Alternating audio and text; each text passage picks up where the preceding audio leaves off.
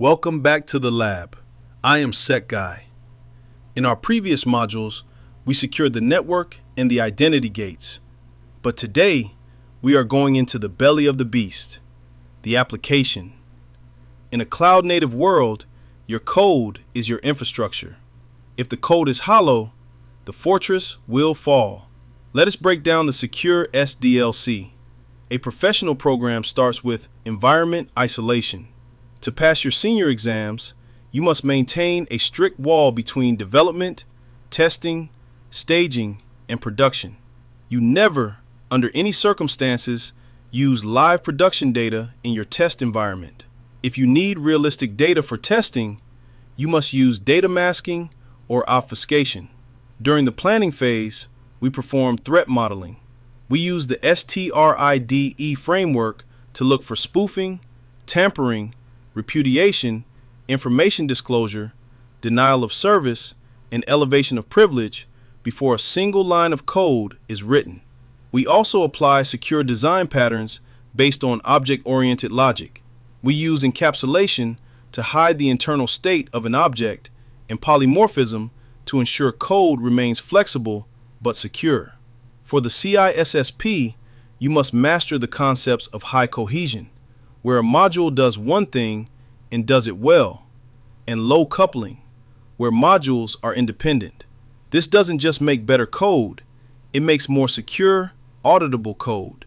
When we move to the testing phase, we don't just check if the code works, we try to break it. We use fuzzing, sending malformed or garbage data to every input field to find vulnerabilities like buffer overflows. Mutation fuzzing takes legitimate data and randomly flips bits to see if the app crashes. Generational fuzzing builds data from scratch based on a specific protocol template. To defend against the OWASP top 10, we have to move past simple input validation.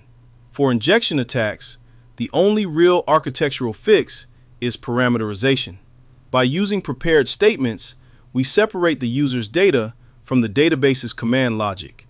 This ensures that even if an attacker sends a malicious script, the database treats it as a string of text, not a command to execute. For the cloud and API pros, the biggest threat is BOLA, or Broken Object Level Authorization. This happens when an app checks who you are, but fails to check what you are allowed to see. If you can change a URL parameter to view another user's profile, the architecture has failed.